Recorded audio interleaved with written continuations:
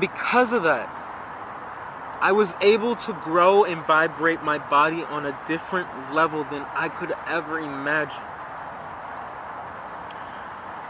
I was able to read faster, I was able to see things a lot faster, and I worried a lot less.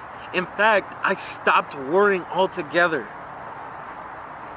When I stopped doing that and I ate what was beneficial for my body, I felt a lot better. However, the one thing I've learned from the vegan challenge and just being a vegan, it's not just about eating a plant-based diet, but allowing the plant, the life force, to be one with you. It was something I learned that was beneficial to me, because what I didn't realize was, even though I was eating a vegan lifestyle, there were times where I still got sick.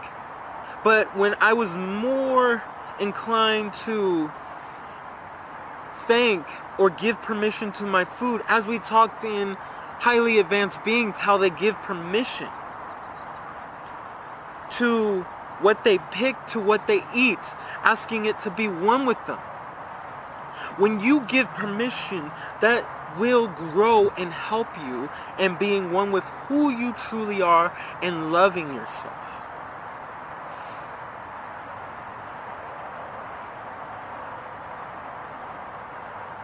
We just did number 3. Number 4. Number 4 is simply this. If you hate reading, if you hate meditating, if you don't know any of these things, reading, meditating, if you don't know what benefits you in growing you into your higher self,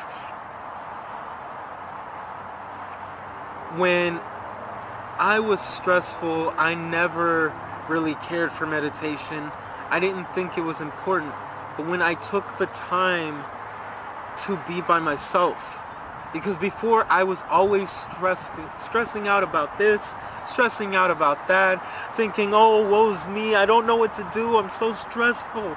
But when I took that time to seriously love me for me and meditate, being still helps in benefiting you. When I was still and I was with myself, I was able to go within who I am and know truly what is within me. You see, when you're seeking for a higher power, it's a hard time trying to find who you truly are. But when you're truly finding who you truly are, it's not that hard finding truly what a higher power is. Or better yet, the power within who you are of that higher power. When I took that time, it was a lot easier for me to love myself more. I was already reading, but when you take the time to read, because so many people nowadays, even my family, doesn't want to read something that could be beneficial, something that could change your mind or change the shifting of your thoughts, something that could actually make you think.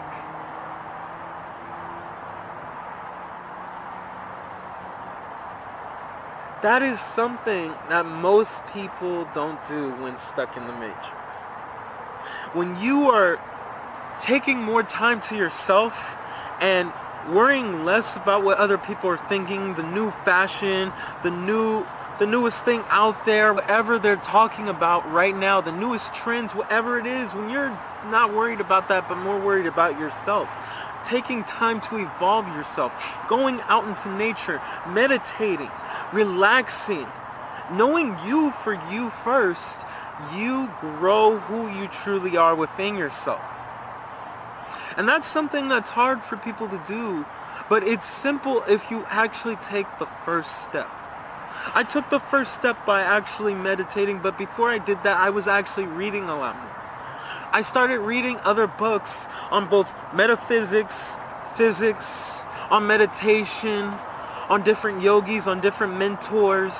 I read all these books and I gained so much information. I read books about God or the force or whatever you want to call it, about energy, about the theory of everything, about the unified field theory. I was reading all these books and I was enjoying every moment of it because I was growing who I truly am. And in a past life, I was once a physician. I enjoyed science. And in this form of who I truly am, I grow that and give it to other people to find the master within, and knowing the master within, who I truly am. But number 5 is simply this: knowing you are masters. Knowing you are all gods, goddesses, and creators. Many of us don't want to believe that simply because we think we are groveling sinners, that we don't deserve anything, that all people on this planet are evil. But the truth is, some people are good, some people are bad. You see, both sides play a part in this whole show, in this whole, think of it like a video game, in this whole video game. The more you play, the more you find who you truly are and who you truly are not. You might feel that I don't like being cruel and rude to people like that. Then you now have realized that is not who you are, but the opposite. But that plays a part in growing who you truly are, because there are 2 things on this world, 2 elements of this world, love and fear. But the truth is, love is all there is. When you play these parts, what you may not realize is these parts are played to grow you to your highest form. For the person you may not believe out there that you think is cruel, that you think is a devil, that you think is an angel, even though all of you are angels, even though all of you are gods, goddesses, and creators, that person plays a part in being the angel to who you truly are and growing you to your highest form of knowing that which you are not. I've met countless people in my life. And though there may have been times where it didn't work out between us, the thing is, they grew me into knowing who I truly am and who I truly am not. Seeking to find what works for you personally will help you grow that part of who you truly are. But you have to be willing to find seriously what works and what doesn't work for you personally, and growing that. Number 6. Stop letting people tell you who you are. Stop worrying about what other people say. Because it doesn't matter what they say. For years,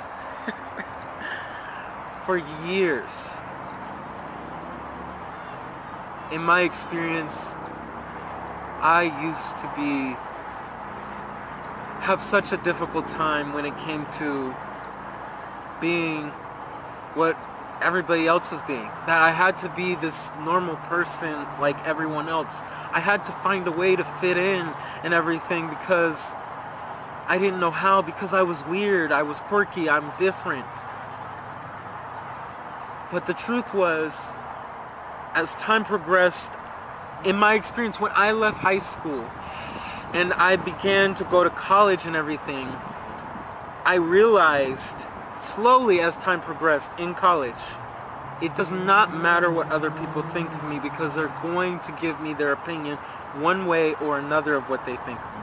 I remember I had a birthday, and at this party, I was told by 2 friends